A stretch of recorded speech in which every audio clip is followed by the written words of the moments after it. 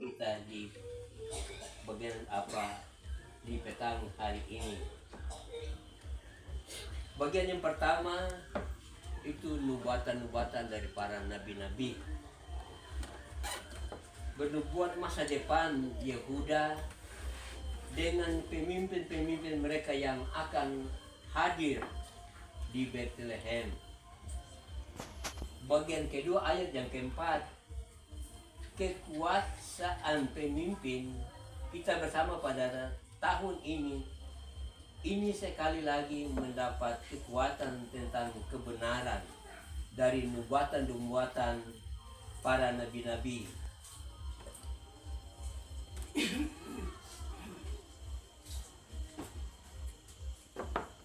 Tentang peristiwa yang akan terjadi di Bethlehem, yaitu peristiwa Natal.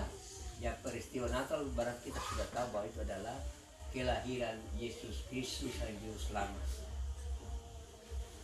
Bahwa sama seperti kesaksian Alkitab tentang Bethlehem Ephrata, tempat hadirnya pemimpin Yehuda dari sejak purbakala, sejak dahulu kala. Maka sesungguhnya dia adalah Tuhan. Seperti yang dikatakan nabi-nabi pada ayat yang ketiga, menggembalakan dalam kekuatan Tuhan dan mewujudkan kemegahan nama Tuhan. Siapapun bangsa-bangsa termasuk bangsa Asyur tidak dapat sanggup untuk melawannya. Tidak dapat sanggup untuk melawan. Ya, kalau kita lihat di dalam kita merayakan Natal, kita mendapat kekuatan. Kita mendapat kekuatan. Kalau kita lemah, mungkin kita tidak buat Natal. Dari tanggal 24 malam terus sampai tadi malam. Tapi lewat kekuatan Tuhan kepada kita semua, maka kita capek, tapi kita mendapat kekuatan dan kita sanggup untuk merayakan Natal di tahun ini dengan penuh damai dan sukacita.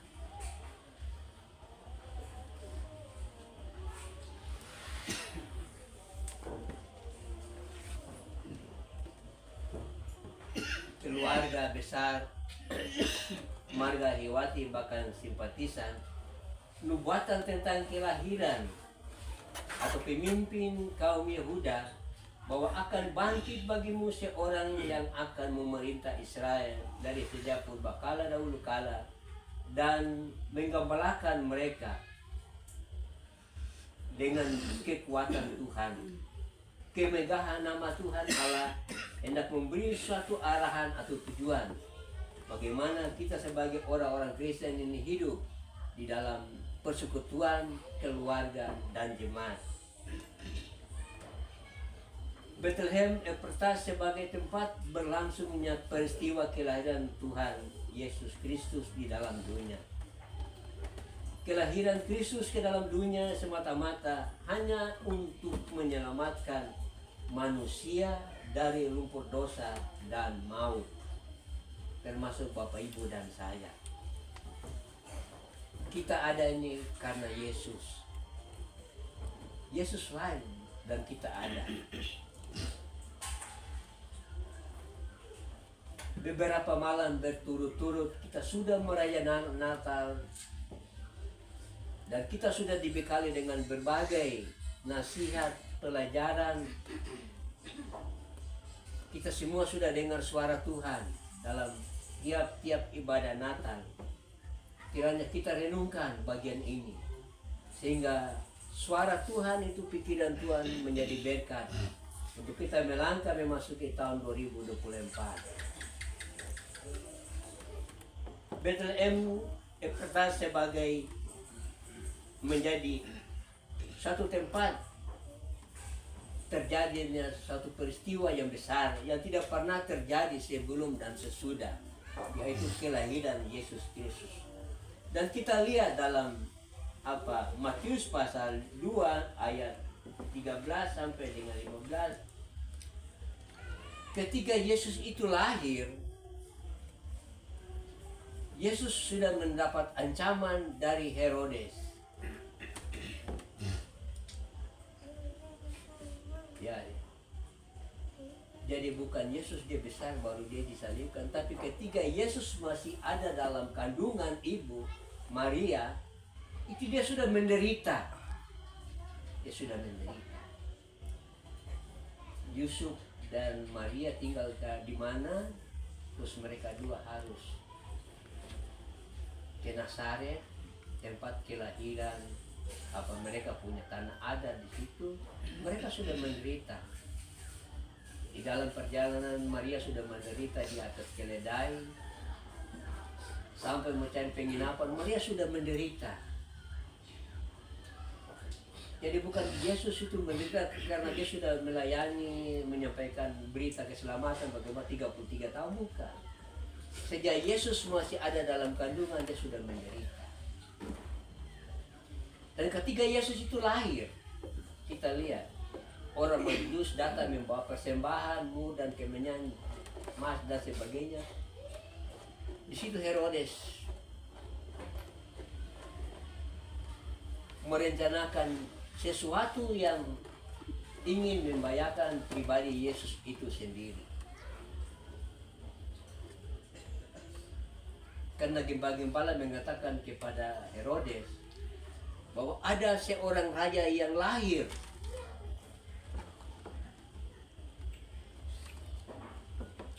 Di malam tadi, dan kami akan mempersembahkan apa yang kami bawa di saat itu. Herodes kaget. Di sini tidak ada raja, tidak ada pemimpin yang lain selain Raja Herodes. Tapi mereka bilang tidak, ada seorang raja penyelamat yang akan datang untuk menyelamatkan semua umat manusia, termasuk Herodes juga. Akhirnya pemikiran Herodes itu, dia kira kalau raja ini dia tetap hidup, pasti kedudukan saya ini akan goyang. Padahal ini beda, ini Herodes punya raja kepemimpinan dunia, tapi Yesus punya kepemimpinan di dunia dan di akhirat. Ada punya perbedaan. Jadi ketika Yesus Herodes mendengar berita dari orang-orang Jus bahwa telah lahir seorang bayi, dia adalah raja orang Yahudi. Di situ Herodes merencanakan kejahatan. Setelah orang Majus kembali tidak temui raja, maka raja memperintahkan semua serdadu Romawi pada saat itu untuk memusnahkan atau membunuh semua anak-anak yang baru lahir umur yang baru lahir 1 bulan sampai dengan 2 tahun, sehingga terdapat di dalam situ kalau Yesus ada, Yesus juga harus mati. Tapi kenapa terdapat setelah pembunuhan di situ terjadi, kenapa Yesus ada hidup? Karena Yesus adalah anak Allah itu sendiri. Ya, Yesus adalah Allah sendiri, dan Yesus adalah anak Allah sendiri. Dia hanya menjelma manusia supaya kita semua harus percaya bahwa dia harus bersama-sama menderita dengan kita semua.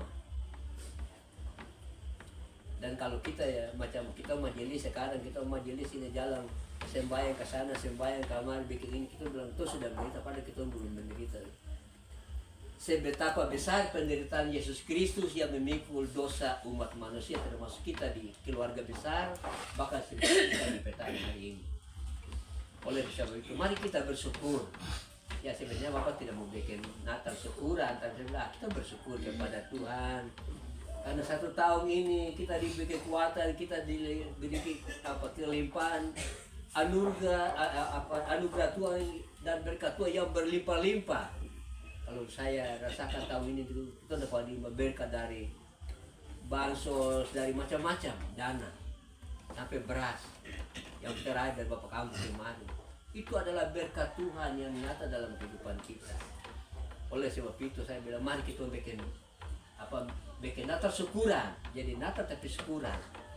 Karena kasih Tuhan yang luar biasa di dalam kehidupan kita, berkat Tuhan yang terus mengalir di dalam kita menjalani Natal, tapi berkat masih terus berjalan, ya. berkat masih terus berjalan. Kalau belum ya, apa kita bisa koreksi kembali. Kalau macam bapak kita orang, Natal begini terus setengah mati, menderita, orang tua harus beli apa, cari uang di kota, lu pergi beli kacang hijau di Numpor sana, beli kaladi di Numpor sana, itu orang waktu orang tua dorang. Tapi sekarang ini berkat datang sendirinya di dalam jemaat, dalam keluarga. Itu sebabnya kita harus mensyukuri semuanya ini. Lalu kita lihat dalam bacaan kita, kejahatan tidak bisa mengalahkan kebaikan Tuhan. Ya, kejahatan tidak bisa mengalahkan kebaikan Tuhan. Di mana-mana saja kita lihat, kejahatan tidak bisa mengalahkan kebaikan Tuhan. Karena di dalam kebaikan Tuhan itu ada damai dan sukacita. Ya, ada damai dan sukacita. Di situ ketika kita semua minum dari air kehidupan, yaitu firman Tuhan, maka kita diberikan kekuatan. Kita diberikan umur panjang. Ya, kita semua diberikan umur panjang. Ya, Bapak ada di sini itu karena kebaikan Tuhan. Kebaikan Tuhan. Bapak sudah umur tahun depan ini 70 tahun. Tapi ini bukan kemampuan Bapak, bukan karena Bapak parahnya pegawai, lupa sama makan Bapak ini. Bapak bukan. Tapi karena anugerah dan kasih sayang Tuhan, Bapak masih kuat sampai hari ini.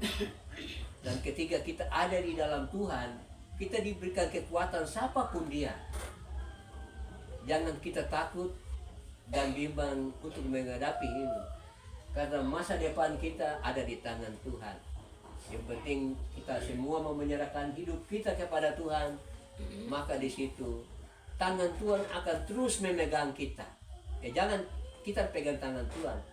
Kalau boleh kita minta tangan Tuhan memegang tangan kita, sehingga kita boleh melangkah di malam nanti. Kita melangkah memasuki tahun 2024 dalam keadaan damai dan sukacita.